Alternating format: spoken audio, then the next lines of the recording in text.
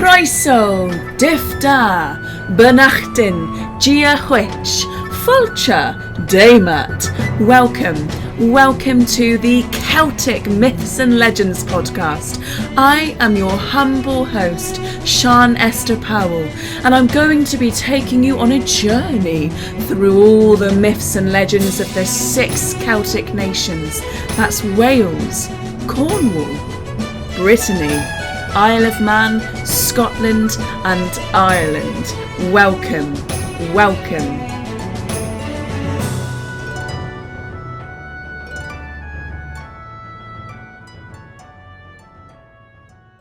Hello everyone. I realise it is the 30th of April, which means it is in fact the last day of April, and if I want to keep up my lucky streak of posting once a month, then it's got to be tonight. There's a screw that's been a spanner thrown in the mix, not a screw. I'm not very good at my idioms, and I have massive brain fog because the aforementioned spanner is that I have contracted COVID once again.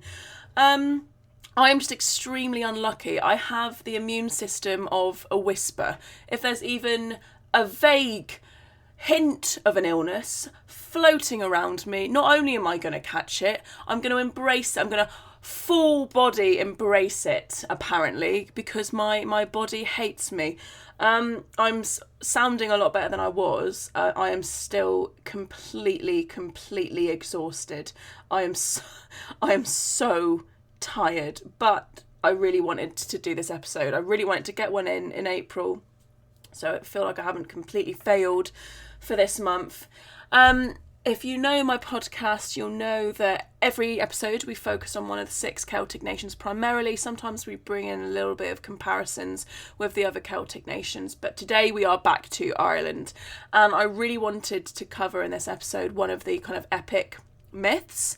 Maybe another Imrama tale, if you remember my first Irish episode, that was the monastic voyage tale, or something about like the mythic heroes of Ireland, but I just do not have the energy today, my friends. I am tired, I am beat.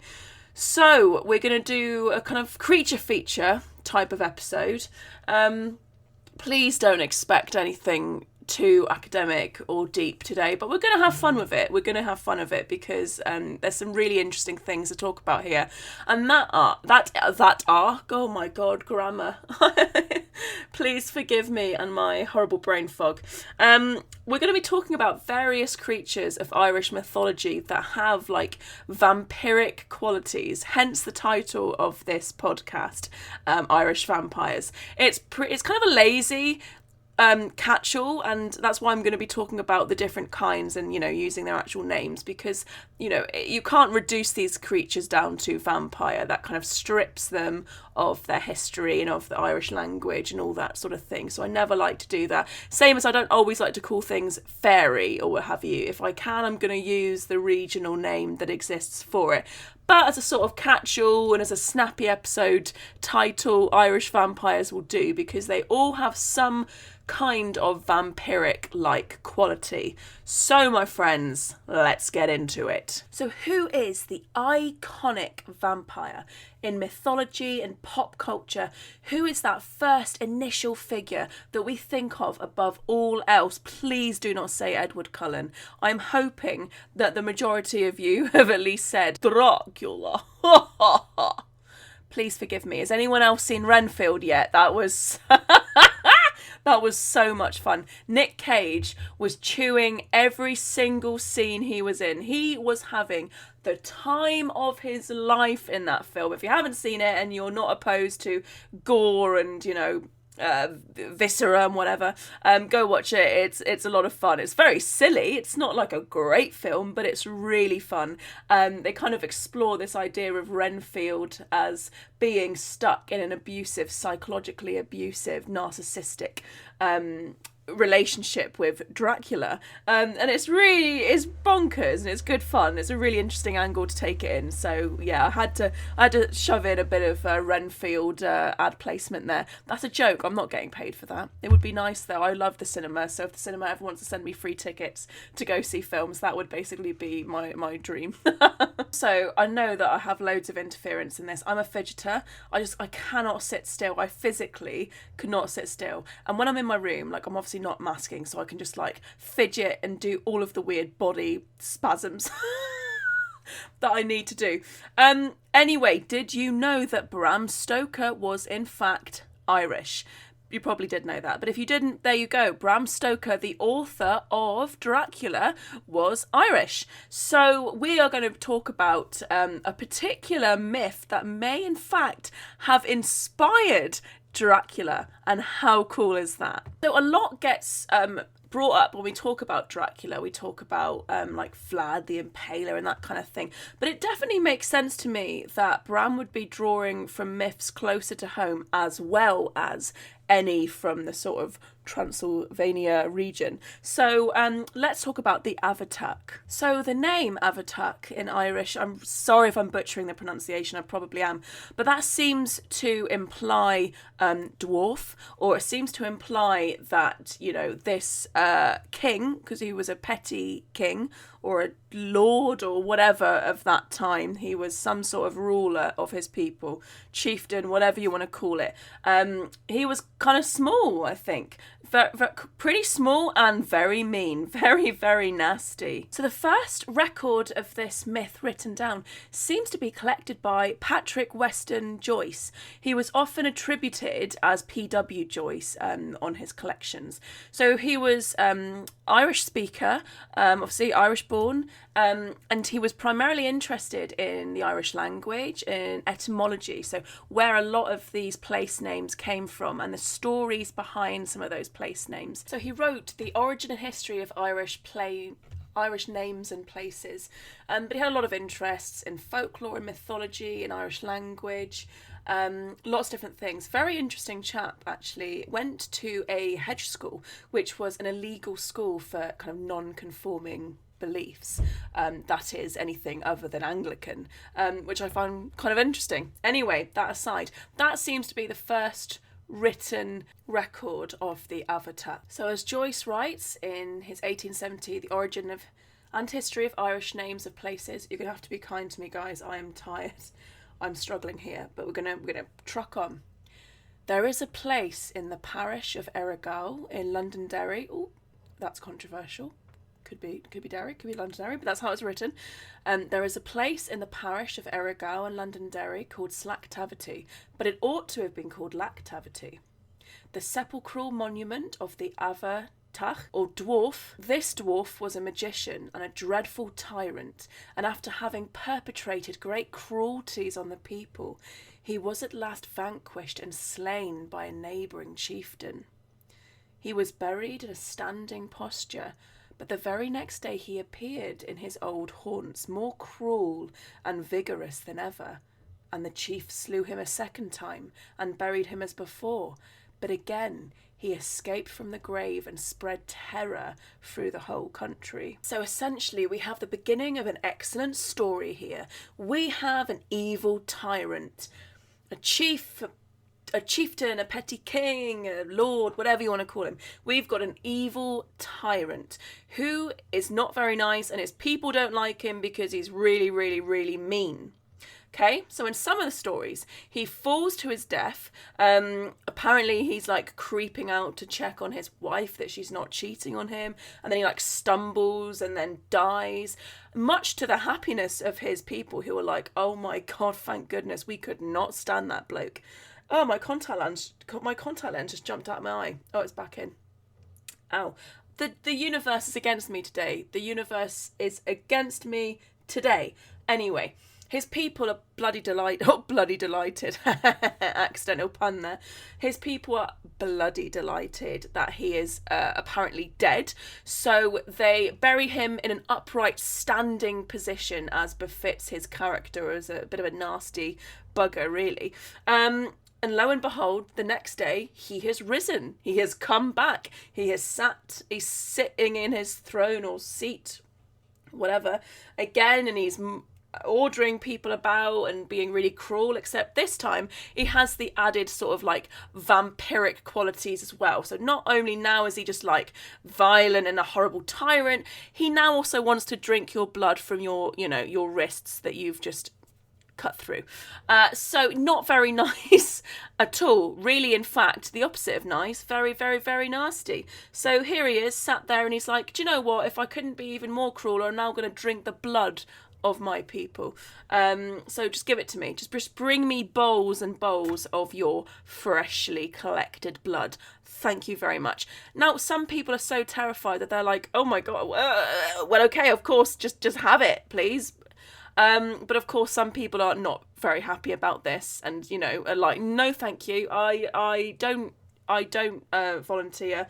No, thank you. Let's not do that. So they flee to a neighbouring lord, whatever you want to call it, and they say, please, can you help us kill our old lord, because he's horrible and we don't like him, and now he wants to drink all of our blood, which is just like not very good at all. This is a pretty embellished version of the story, because in the initial Joyce writing, he's simply a very nasty tyrant who gets killed 3 times, and the neighbouring chieftain has to go and consult a druid, and then the druid's like, look, bury him upside down and stick a stone over him, and then, he's not going to come back from that. His magical powers are going to be null and void. But of course, with the beauty of storytelling, these stories evolve and they change and they become, creepier and darker and more violent. And so I'm going to tell you the more violent, creepy, scary version of it, and that is that he comes back, demanding the blood of his people. And like I said, people aren't happy with that. They go and visit a local chieftain, local lord. And in some versions of the story, he is named. He is named as Kaftan. Please don't be mean about pronunciation today. I'm really tired, and I just don't have the energy to go and check everything. So please don't take my pronunciations as fact, because I am quite rubbish at them anyway. But I try, honestly. I try and research as much as I can and look up as many like pronunciation guides as I can, and other people talking about these myths and legends to see what their spin was and how they pronounce something. So I do try. But today, if I encounter like even one problem, my brain is shutting down. My brain is just, I'm not able to do it. So let's just truck on with what we have. So this evil lord falls to his death. He is risen. He rises. He becomes, oh my God, so one of my favourite, revenant. Oh, I love that word, revenant. I used to love like playing fantasy video games, and then you'd have like a lich character or a revenant.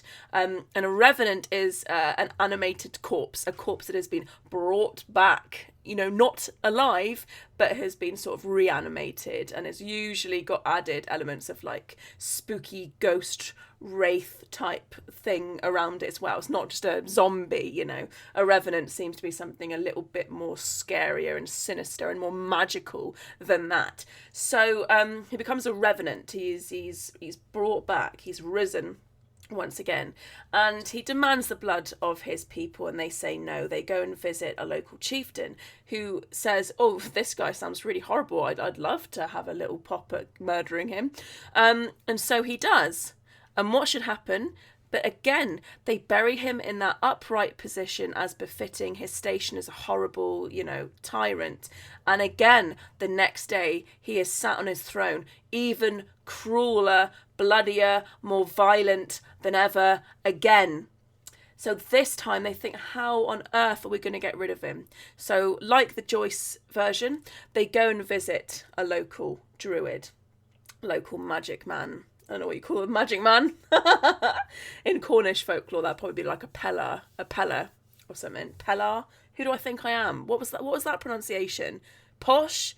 Oh my God, does COVID make me posh? I don't think so. A peller. Be like a Cornish peller, like a cunning man. But this is a druid. They go and visit a druid and they ask, please, how on earth can we kill the Abhartach, please.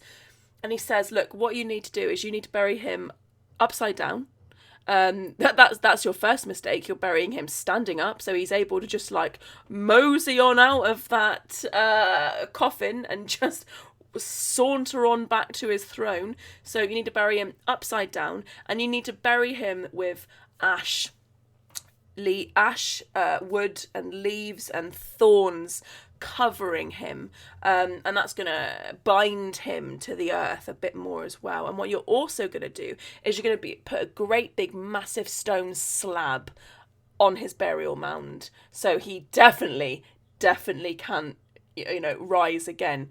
He's not going to be able to turn around. He's not going to be able to break through all of those thorns and leaves and branches. And he is definitely not going to be able to lift that massive stone slab that you're putting on top of him. So thank you very much and give me some money. That's not what the story goes like, but I like to imagine that's what he said, because he's providing a service. The man deserves some money.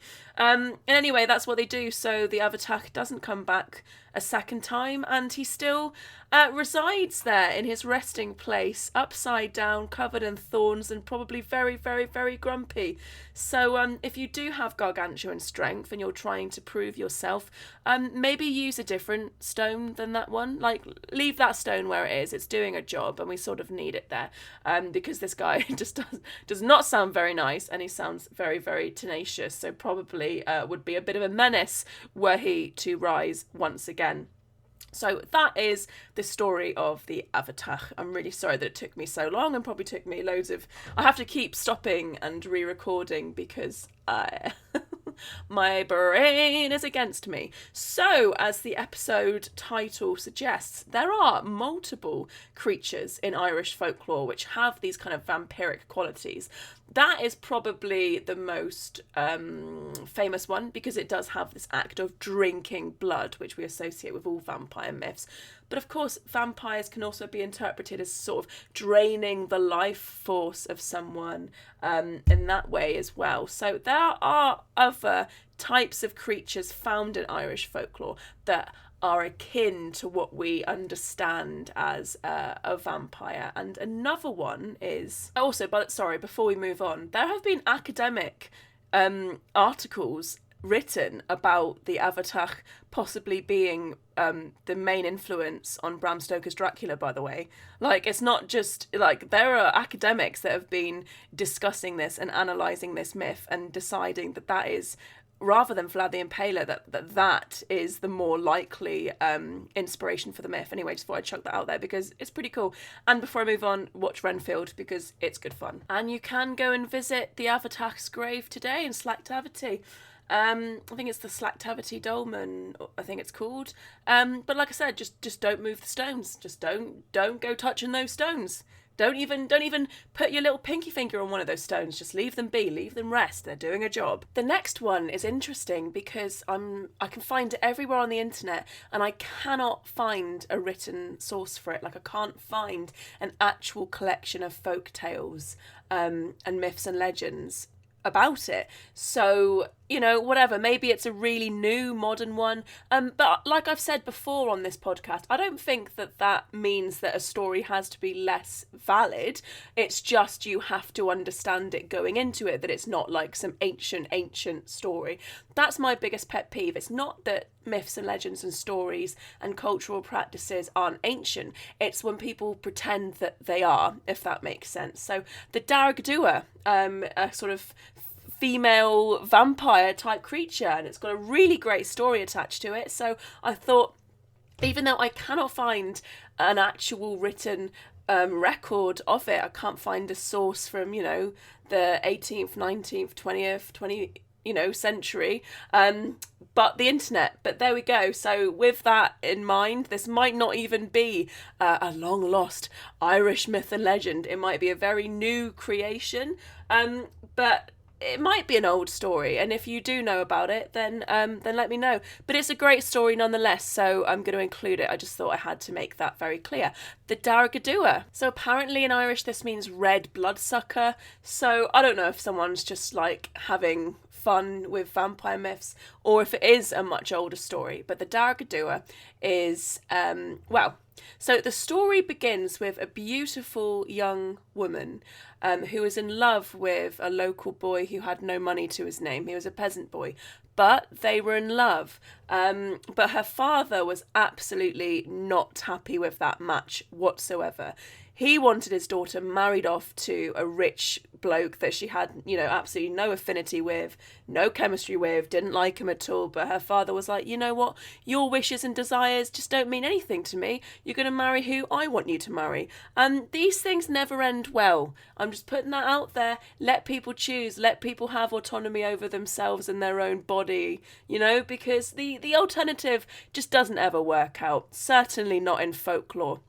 So this young, beautiful woman, she's foisted upon this much richer man who she doesn't like. They do not get along. The reason I'm including this because it's a proper, fairy tale type story, and I am a sucker for fairy tales, and it really has that moral story, straight off the bat, that her father is greedy, he's horrible, he's demanding, and he is going against her express wishes. He's going against what she wants to force her on a wealthy man who isn't very nice to her and who she just has nothing in common with. So this man that she's married to, again, he's quite violent in a lot of the stories. I'm only finding articles online and everyone has their own spin on the story, so I guess that's what I'm going to do as well. So I'm assuming he's not very nice, he's violent, he's horrible, but he's got money, and money's the most important thing, right, apparently. So the wedding goes off. An example of the father really capitalising on his daughter's physical beauty. He's using that as currency in this kind of society, or in this place where the story takes place. I'm getting really deep for something that, again, doesn't happen. Whatever, just let me have fun with it. This is good fun. So yes, one day the woman is found dead. And this is when things take a very, very dark, bloody, gothic turn. On one of the stories I found, I think it's on the irishroadtrip.com, the reason they gave for this was that he's very abusive and she sort of starves herself. She's been locked away and she stops eating, stops drinking, and eventually, just dies. And has a very, very modest burial, even though her husband had all of these riches, which is why her father basically sold her off in the first place. And what should happen to this young woman? But yes, she becomes a revenant, and now we know what that means. She rises from the dead and is filled with rage and a thirst for vengeance. Her first port of call? Port of call is a saying, isn't it? It's not point of call, it's port of call. I'm really struggling with my idioms today. My brain is not latching onto them. But her first port of call, because it's like a ship and it's the first... Anyway, her first port of call is her father's home. Now, maybe he shouldn't have been such a big meanie. Maybe he shouldn't have been such a complete, massive, big bumhead. And she visits her father and she's basically like, ooh, except a bit more creepy than that, because she drains him of his blood and, viciously ends him. And then she goes to visit her ex-husband, and what should happen, but he's in bed with loads of women, because he's not even sad about it. He's like, oh, I had a wife. Who knew? I didn't, apparently. And she just launches herself in, she kills him dead, drains the life out of him as well, sucks his blood, and finds that, you know what, as a revenant, as a risen spirit, drinking blood from her, enemies actually gives her life, gives her strength and vitality and resilience. So that's the myth. She now lures unsuspecting young men, using her beauty and her charm. She now lures them away and drinks their blood. So that's the story. And that's centered around Waterford in Ireland. So it's, by the way, just because I couldn't find written mention of it doesn't mean that it's not like a legit folktale. It might very well be a legit regional folktale. And if so, I'd really love for anyone from that area of Ireland to get in contact and say, yes, I remember that being told to me when I was younger, because that'd be kind of cool as well. But that is the Dearg Due. And what I like about that one is that it follows a lot of the same sort of story beats as a lot of other folktales, the kind of the vengeful woman, and it has a lot of kind of morality embedded in it, which is really why I love fairy tales, because you can really glean a lot of different meanings and moral lessons from them if you're really kind of digging deep. But moral of that story is just don't be a horrible person. You know, let people have body autonomy and choose their partners for themselves, and don't let people just starve. It's not good. Right, on to the next one. This one's kind of similar in a way, in that I'm not sure it's some ancient myth or legend, or whether it's just born from the sort of brain of W.B. Yeats. But you have the leannán, which again is this kind of vampiric type of creature, and something that is probably going to be very popular to fantasy fans now. Same with the Dearg Due, really. I can see these creatures being very popular to fantasy authors and urban fantasy authors and fans of that type of work as well. I know they probably even popped up in things like, my mum used to watch Grimm, and there's like a million TV shows, isn't there, that have all sorts of myths and legends and mythological creatures, and people seem to love Irish and Scottish myths and legends, so there we go. But W.B. Yeats talks about a creature called the leannán, which is very vampiric. She feeds on the sort of life energy, but particularly of poets and men. It's usually creative men. So she just loves very smart, creative men and just steals their life force. It's all a little bit like, I don't know, it's all a little bit, these stories exist all around the world, these types of stories of the female type of creature whose sole purpose is to seduce men, just because, really. At least with the Dearg Due, you have a whole brilliant tragic backstory about it. I mean, that's a story, man. That has a beginning, a middle, and an end. Well, it kind of doesn't have an end, but there you go. The end is open-ended. The leannán is a little bit more like, yeah, she's just an evil woman and she likes to drain the energy of smart men. And I just, there we go. That's the leannán. But yeah, we are fascinated with this idea of vampires, I think, and actually blood isn't part of the equation in the leannán. I get people probably would chuck blood in there now, retelling the stories. But she simply kind of feeds off the intellectual, creative energy and life force of poets and artists, men, usually. So, yeah, I guess just don't be like a bard. Don't be like a Dungeons & Dragons bard, just, frolicking through the woodland, the woods of Ireland, just like playing your lute and singing your song, because a leannán might just come pouncing out and you're done for then. That's it. That's you done. She got a theory that a lot of like Celtic myths and legends is mostly found in urban fantasy, and isn't as old as a lot of people seem to think it is. And like I said, there's nothing wrong with stories actually not being all that old. But I love a good story. And stories do change, they do evolve, they do take on different forms for different audiences and by different storytellers. But yeah, there's something decidedly kind of urban fantasy about the leannán. So guys, it seems like we've had a sluagh of Irish vampiric like creatures. Oh, I just realised you won't get that pun yet because I haven't. Oh, that's Bailey. You'd hear that? Ruffling of fluff then? That was Mr. Bailey, wasn't it? Come on then. Oh, that's Mr. Bailey jumping on my bed. That's Mr. Bailey licking his chops and lying down behind me and staring at the back of my head. You really make yourself at home there, don't you?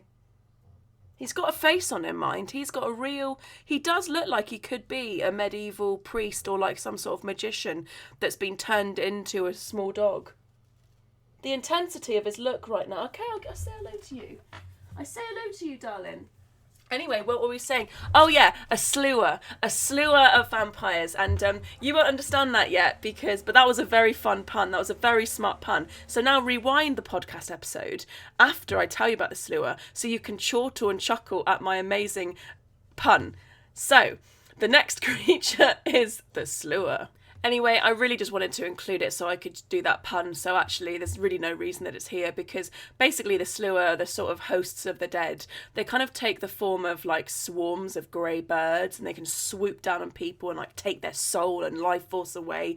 So that's basically what I was thinking. I was like, vampire, exchange of life force energy, but there's no blood really, and it doesn't really make any sense. I just wanted to say that pun, okay? I just wanted to say that pun.